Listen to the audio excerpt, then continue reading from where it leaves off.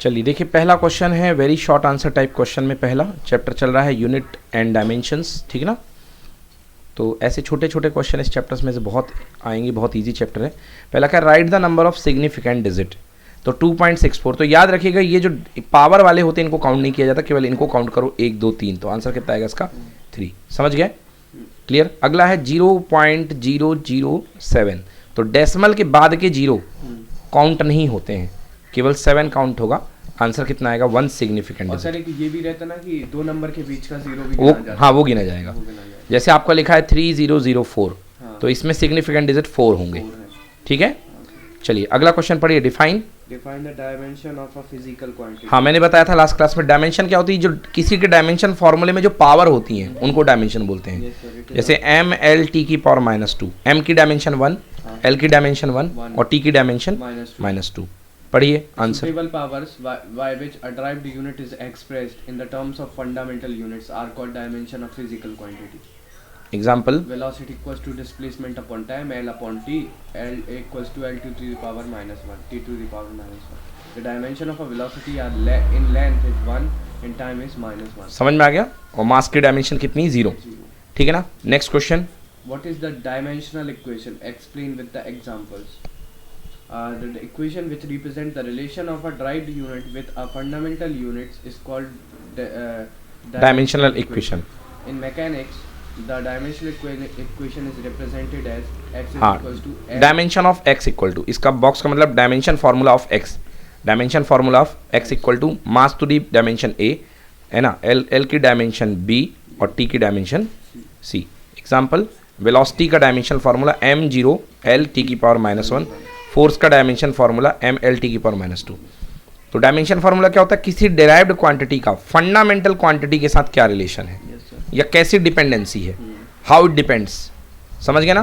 तो force mass पर 1 power से डिपेंड कर रहा है, लेंथ पर 1 पावर से और टी पर -2 पावर से। क्लियर। चलिए नेक्स्ट क्वेश्चन।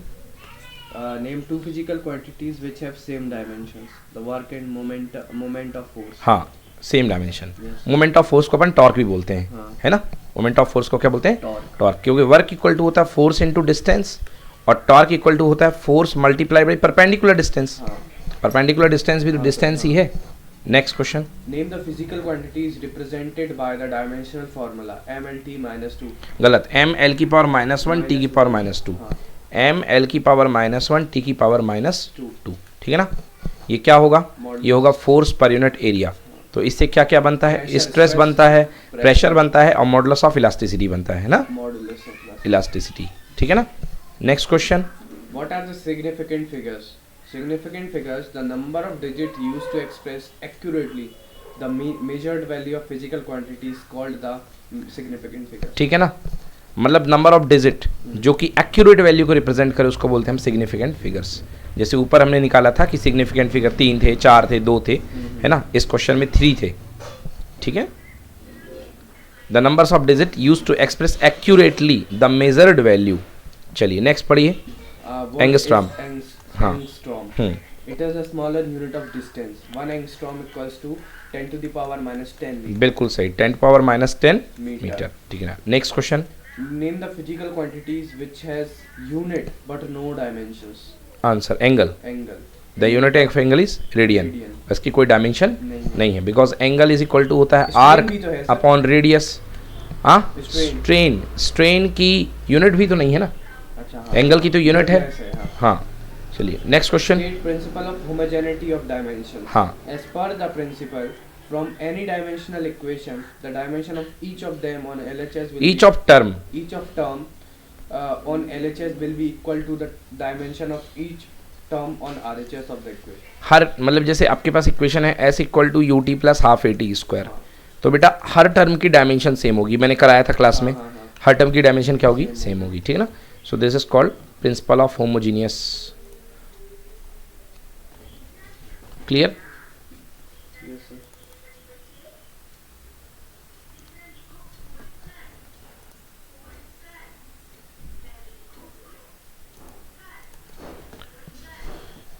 ओके चलिए नेक्स्ट पढ़ते हैं शॉर्ट आंसर क्वेश्चंस। पहला क्वेश्चन पढ़िए। Right the point which should kept in mind while writing the units. हाँ, यूनिट लिखते समय क्या क्या चीज़ें ध्यान में रखनी चाहिए? First, The symbols of unit should written in small letters. उसके बाद the symbols of a unit should write in singular number. उसके बाद while writing the complete name of unit, all the letters should be written in small letters. जब पूरी unit का पूरा नाम लिखोगे तो स्मॉल लेटर में. Next, full stop. Full stop should not be marked at the end of symbol of a unit. Clear होंगे चारों पॉइंट? हाँ. है ना? कभी जैसे मीटर्स लिखते हो तो 2 मीटर्स ms नहीं लिखा करोगे, 2 मीटर ही लिखोगे, 2m. समझ गया ना?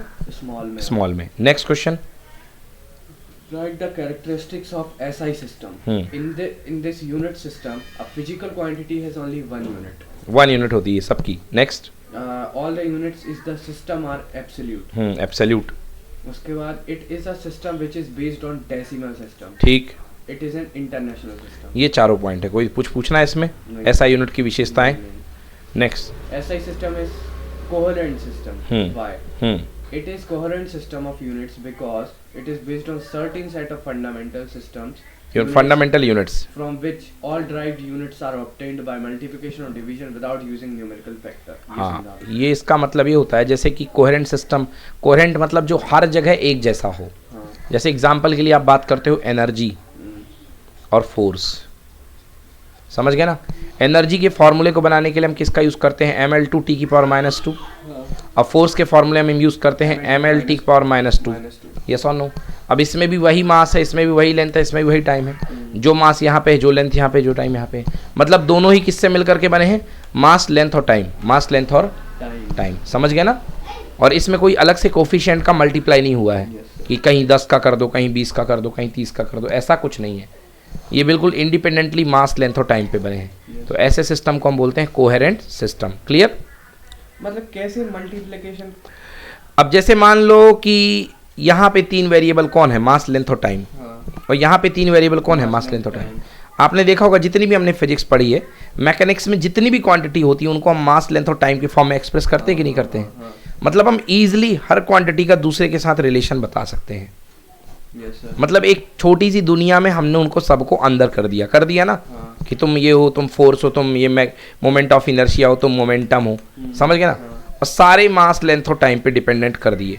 तो ऐसे सिस्टम को बोलते हैं कोहेरेंट. यूनिवर्सली एक ही चीज पे डिपेंड कर रहे हैं. चलिए, अलग अलग चीजें एक ही चीज पे. चलिए अगला. हाँ, बिल्कुल सही. अगला क्वेश्चन जो है ये वर्नियर कैलिपर्स का है. ये प्रैक्टिकल बेस्ड क्वेश्चन है तो इसके आने के चांसेस कम है. केवल पढ़ दीजिए. Which of the following is most precise device of measuring length? A vernier calipers with 20 divisions on a sliding scale. हाँ, तो देखिए देखो मोस्ट प्रिसाइज डिवाइस कौन होती है? जिसका लीस्ट काउंट मिनिमम होता है. लीस्ट काउंट मतलब सबसे छोटी मेजरमेंट. 0.01 सेंटीमीटर. सबसे छोटी मेजरमेंट. तो इसकी अपन निकालते हैं. देखो, तो least count of the vernier calipers equal to 1 main scale division minus 1 vernier scale division. 1 main scale division upon, देखो 1 वर्नियर स्केल डिवीजन. देखो कितना देता है भाई ये? देखो 20 डिवीजन्स हैं. कितने डिवीजन्स हैं? 20. हाँ, 20 डिवीजन्स हैं इसमें. तो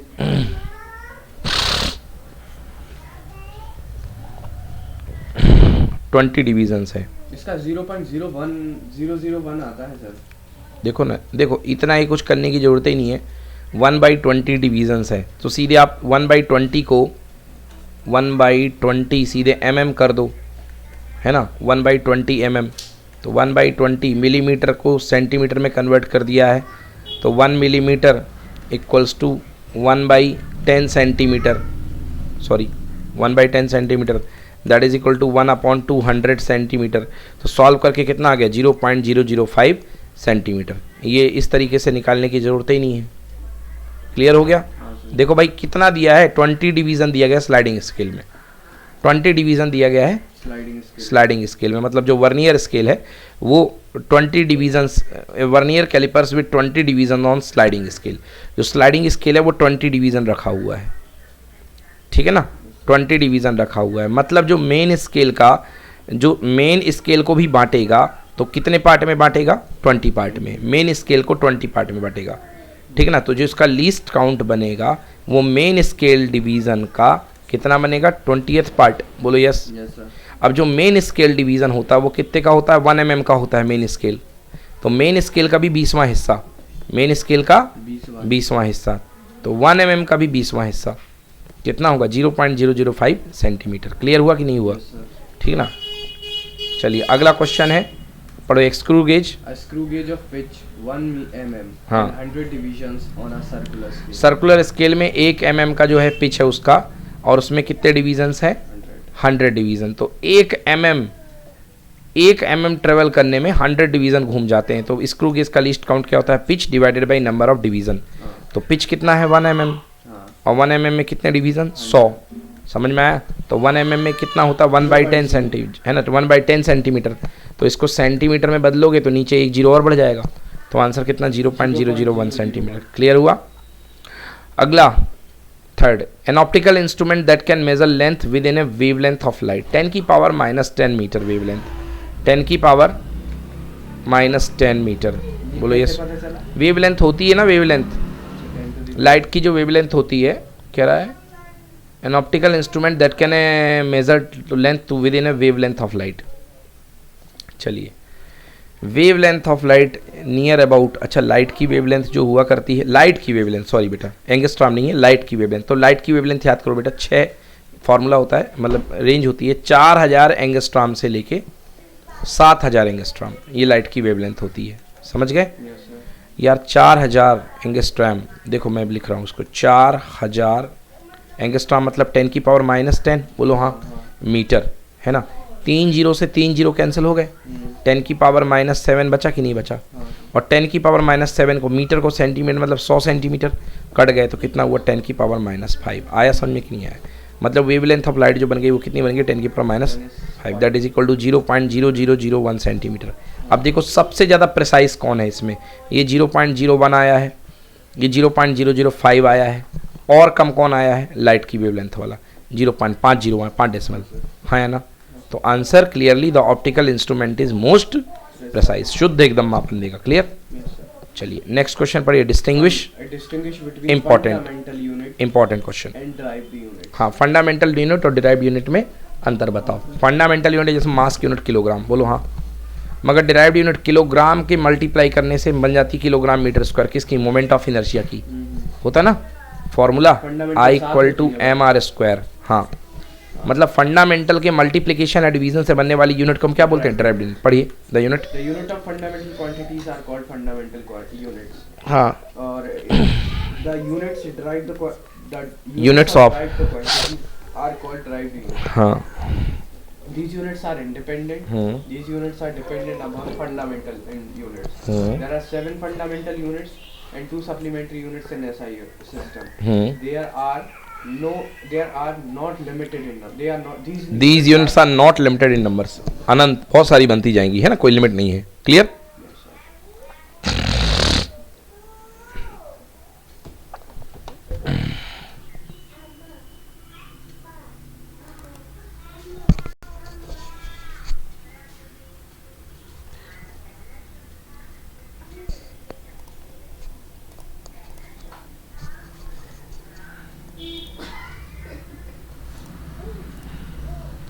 चलिए पढ़िए, you are give. You are given a thread and a meter scale. How will you estimate the diameter of a thread? आपको एक थ्रेड दिया गया है, हाँ, सर। आपको एक थ्रेड दिया गया है, हाँ, सर। ओके, और एक मीटर स्केल मतलब 1 मीटर का आपको स्केल दिया गया है, हाँ। ठीक है ना। 1 मीटर का आपको क्या दिया गया है? स्केल। और आपको कह रहा है कि इसका आप डायमीटर कैसे फाइंड करोगे? थ्रेड का डायमीटर, मतलब थ्रेड को जूम करके देखोगे तो ये थ्रेड ऐसा दिखेगा, हाँ, सर। दिखेगा ना। आपको इसका डायमीटर निकालना है, इसका डायमीटर कैसे होगा फाइंड। चलो पढ़ो। For this For purpose, this purpose, we wind a number of turns of a thread into a meter scale, so that the turns are closely touching each other. Let L be the length of the coil, N be the number of turns, and the thickness, I diameter of thread. Therefore, N T equals to L. हाँ देखो, अब जैसे आपके पास ये metre scale था, समझ गए ना, और आपने टी थिकनेस के थ्रेड को इसके ऊपर लपेटना शुरू किया। ये पहला लपेटा आया, ये इसके बाद दूसरा लपेटा यहाँ से आ गया, फिर तीसरा लपेटा यहाँ, ये चौथा लपेटा आया। इस तरीके से टी थिकनेस के कितने लपेटे बन गए? n लपेटे, हाँ, सर। बोलो हाँ। तो टी थिकनेस के एन लपेटे किसके इक्वल होंगे, मीटर स्केल की लेंथ के। हाँ, तो मतलब टी जब एक लपेटा टी थिकनेस का है तो एन लपेटे कितने थिकनेस के हुए, एन टी के, N T equal to L, तो टी इक्वल टू कितना, N by L by N. आ गया समझ में ना, क्लियर है ना, बन जाएगा। पढ़ो, let L be the length of the coil, L be the length of coil, N be the number of turns, and T be the thickness, I the diameter of, therefore the diameter of thread. therefore N T equals to L, तो T equal to L by N. Clear. Next question पढ़िए, screw gauge. Screw gauge. Count of screw gauge equals to pitch upon number of division on a circular scale. नहीं बेटा, यहाँ से पढ़ो, screw gauge has a pitch, Screw gauge has a pitch of 1 mm and 200 divisions on a circular scale. Do you think it is possible to increase the accuracy of screw gauge arbitrarily. by increasing the number of divisions on the circular scale? क्या आपको लगता है कि आप इसकी अपनी इच्छा से बढ़ा सकते हो by increasing the divisions on the circular scale? Yes, देखिए पढ़ो, least count. Least count of screw gauge equals to pitch upon number of division on circular scale. Theoretically, least count decreases on increasing the number of divisions on circular scale. सही बात है। Hence, accuracy would increase Practically, it may not be possible to take the reading precisely due to the low resolution of the human eye. अब वैसे ही उसमें जो circular scale होता है छोटा सा, उसमें 100 खांचे होते हैं। हाँ, अब आप उसको 1000 कर दोगे खांचे को, तो इतने छोटे से रोलर में आपको वो दिखाई नहीं देगा। तो थ्योरेटिकली तो पॉसिबल है, मगर प्रैक्टिकली पॉसिबल नहीं है।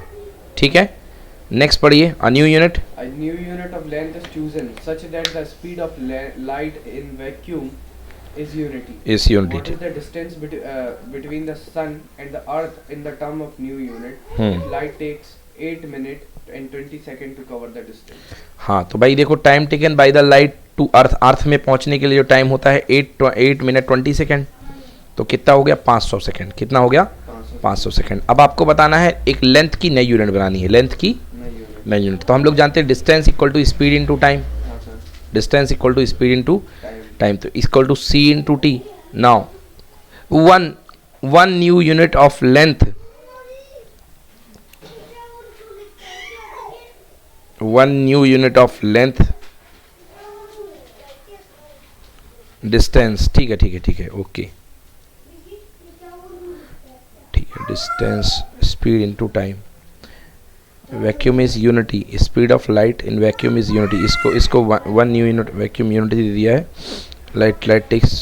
चलिए देखिए, तो हमारे पास जो फार्मूला होता है वो स्पीड इक्वल टू होता है सी इंटू टी। बोलो हाँ। अब हमको कह रहा है कि डिस्टेंस की स्पीड ऑफ लाइट, अब हमसे कह रहा है नई यूनिट की लेंथ की यूनिट बनाओ, जहाँ पे सी जो है वो कह रहा है कि जहाँ पर स्पीड ऑफ लाइट क्या है, यूनिटी है, क्या है, Unity. तो इसको 1 रख दिया। और एस टी टाइम जो है कितना है, 500 सेकेंड, हाँ, 500 सेकेंड, समझ में आया ना, 500 सेकेंड। तो एस इक्वल टू सी की जो है उनने कही है कि जो स्पीड ऑफ लाइट है वो है यूनिटी, वो है यूनिटी।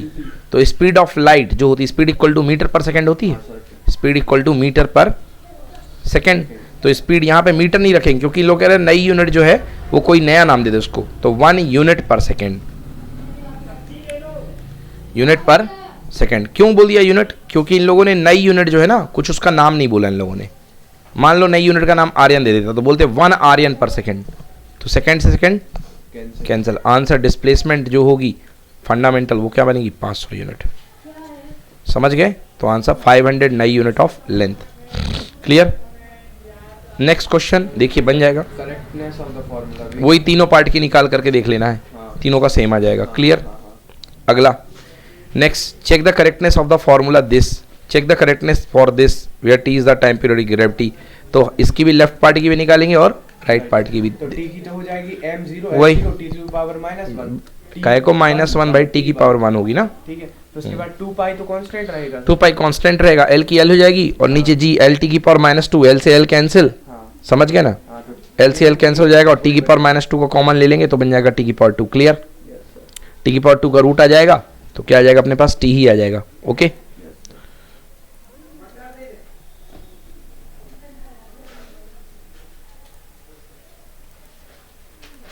ये देखिए 2 पाई तो डायमेंशन लेस है है ना, और 2L L T की पावर माइनस 2L/G।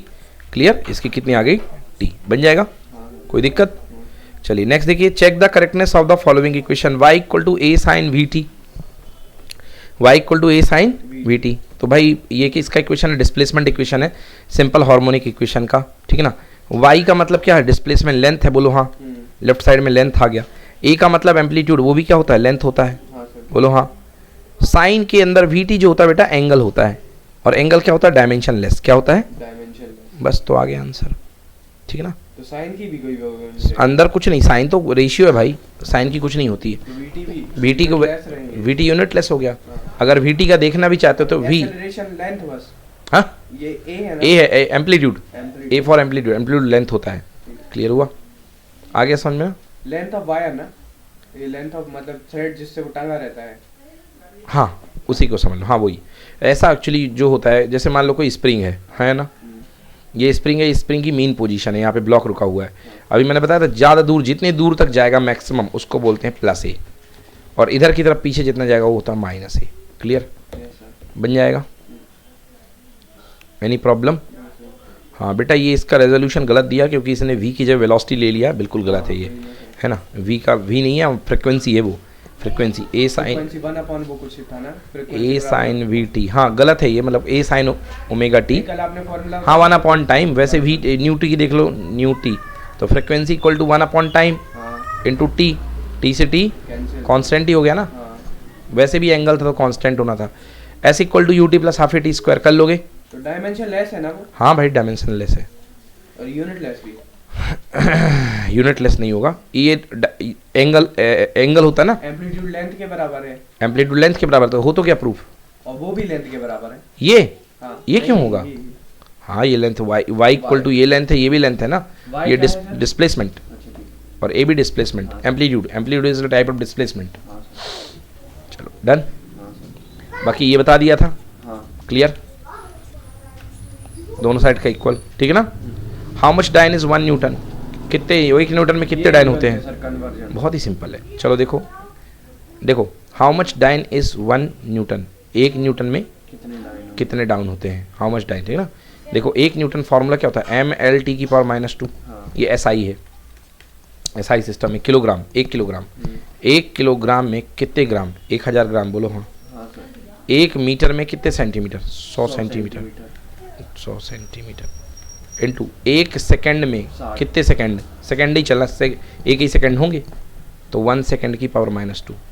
भाई 60 में कहाँ से चले जाओगे, CGS है ना, CGS है, सेंटीमीटर ग्राम सेकंड, तो ये बन गया ग्राम, ये बन गया सेंटीमीटर, ये बन गया सेकंड। क्लियर हुआ, क्लियर हो गया, तो 3 जीरो ये और 2 जीरो, SI से CGS में, SI से CGS में थे ना, कहाँ डाइन, अरे भाई न्यूटन में था पहले, किलोग्राम मीटर पर सेकंड स्क्वायर, SI सिस्टम में न्यूटन में था, अब CGS में, तो 3 जीरो ये और 2 जीरो ये, 10 की पावर 5, 10 की पावर 5 ग्राम सेंटीमीटर पर सेकंड स्क्वायर, इसको क्या बोलते हैं, डाइन, क्या बोलते हैं इसको, डाइन। तो आंसर हो गया 10 की पावर 5 डाइन। क्लियर, क्लियर हो गया।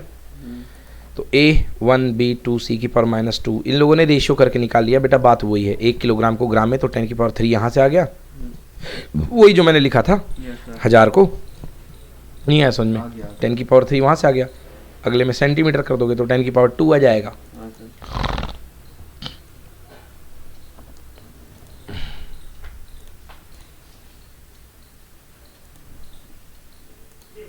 ये देखो 10 की पावर 2 आ गया, और सेकंड कितना है 1, डिवाइड कर दिया, आंसर आ गया। क्लियर है,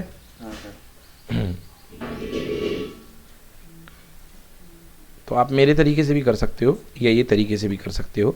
ये तरीका क्या होता है, इसका एक फार्मूला होता है, N1U1 इक्वल टू N2U2, ये फार्मूला होता है, तो तुम्हें N2 निकालना है, क्या निकालना है, N2, तो N2 इक्वल टू कितना आ जाएगा, N1 multiplied by U1 upon U2। Clear, N1 मतलब कितना था, 1 न्यूटन, कितना था, 1 न्यूटन। अब U1 देखो, U1 क्या है, M1 L1 T1 की पावर कितना, -2। क्लियर, और ये कितना अपने पास, M2 L2 T2 की पावर कितना, -2, बोलो हाँ, ठीक है, हाँ है ना, चलो अब इसको सॉल्व कर लो, इसको ब्रैकेट अलग अलग कर दो, सॉल्व कर लो। अब देखो इसके क्या करते हैं, इक्वल टू 1 m1 क्या 1 किलोग्राम, 1 किलोग्राम को ग्राम में तोड़ो कितना आएगा 1000 ग्राम, बोलो हाँ। हाँ सर। और नीचे CGS में होता है 1 ग्राम। अगला 1 मीटर, सेंटीमीटर में तोड़ो कितना आएगा 100 centimetre upon centimetre into 1/1। Second तो 1 1 है ना, तो 3 जीरो इसके 2 जीरो इसके, तो ले दे के फिर से कितना आ गया 10 की पावर 5 आ गया समझ में ना। हाँ सर। तो आंसर n2 बराबर कितना 10 की पावर 5। क्लियर, बन जाएगा, बन जाएगा, हाँ सर। कोई दिक्कत।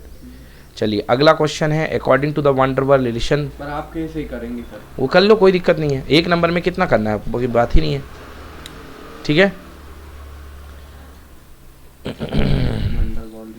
ठीक है ना। तो देखो अब इसमें क्या रूल लगेगा, प्रेशर की डायमेंशन इक्वल टू इसके डायमेंशन, क्योंकि ये रूल होता है दो सेम क्वांटिटी वाली डायमेंशन ही ऐड होती हैं। हाँ। और v की डायमेंशन इक्वल टू b की डायमेंशन, v फॉर वॉल्यूम, तो वॉल्यूम के डायमेंशन b की डायमेंशन, तो डायरेक्टली b की डायमेंशन क्या होगी जो वॉल्यूम की होगी, वॉल्यूम की क्या होती है एल क्यूब। ये देखो v की एल क्यूब हाँ है ना, भाई सेम डायमेंशन वाली प्लस होती है हाँ, और सेम डायमेंशन वाली माइनस होती हैं, ठीक है ना। हाँ। चलिए अगला क्वेश्चन पढ़िए, what is the limitation of dimensional equation, पढ़ो answer. Limitation. First, the dimensional formula for only those quantities can be obtained which can be expressed in the terms of fundamental quantities. सही बात है, केवल उनका ही प्राप्त कर सकते हो जो फंडामेंटल क्वांटिटीज के टर्म में एक्सप्रेस हो सकते हैं, ठीक है ना। Next question, next point.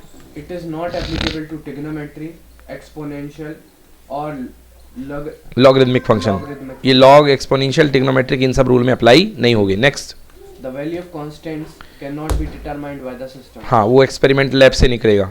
Next, If an equation has a constant having dimension example g, हाँ then relation cannot be established. हाँ, अगर आपके पास कोई ऐसा कांस्टेंट आ रहा है जैसे कि जी जिसमें डायमेंशनल कांस्टेंट है, हाँ। उस रिलेशन को आप इससे नहीं बना सकते हो, समझ गए। जैसे एग्जांपल के लिए Newton's gravitation law F equal to G m1 m2 upon r square, तो क्योंकि खुद कांस्टेंट भी डायमेंशन रखा हुआ है, हाँ। तो आप इसको डायमेंशनल एनालिसिस से ये फॉर्मूला नहीं बना सकते हो, ठीक। अगला क्वेश्चन टाइम पीरियड वाला, ये मैंने क्लास में कराया था, याद है आपको, हाँ। t इक्वल टू 2 है ना, a power b power c power लेकर के कर लोगे कि नहीं कर पाओगे, एक बार दिखा दो। ओके।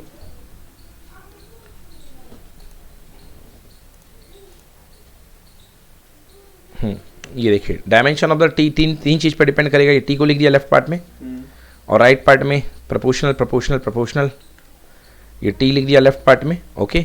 एल की पावर ए किस पे डिपेंड कर रहा है बेटा, लेंथ पे ए पावर से, और किस पे एक्सेलेरेशन पे बी पावर से। अब ए और बी के टर्म्स में लेफ्ट राइट की इक्वेशन बना लिए, याद करो। मास की पावर 0, तो इधर मास है ही नहीं तो कोई बात ही नहीं है।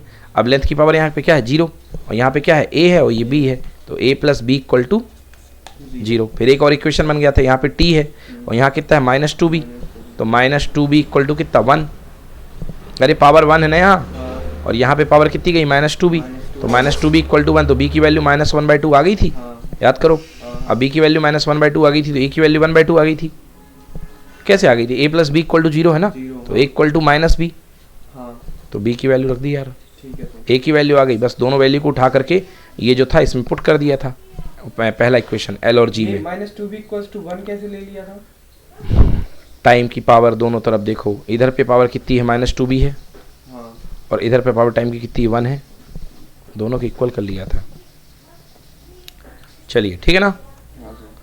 अगला क्वेश्चन बिल्कुल सेम टू सेम है, velocity of the sound depend कर रही है इलास्टिसिटी कोफिशिएंट पर, ई पर मान लेते हैं, density of the medium D पर डिपेंड कर रही है, तो दोनों को इक्वल करके वही ए बी सी की वैल्यू प्रिंसिपल ऑफ होमोजेनिटी लगा करके सॉल्व कर लीजिए, ए बी सी की वैल्यू आ जाएगी और फाइनली आंसर। इसको अभी आप सॉल्व करेंगे, डोंट वरी, मैं करवाता हूँ अभी, ओके। कितना बचा,